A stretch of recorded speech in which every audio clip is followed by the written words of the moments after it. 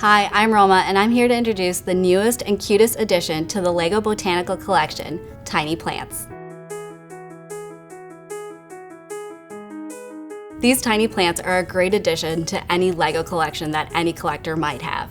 They come in 3 different sets of builds, so you can do your desert cacti collection, you can do a carnivorous plant, or you can just do a very tropical flower.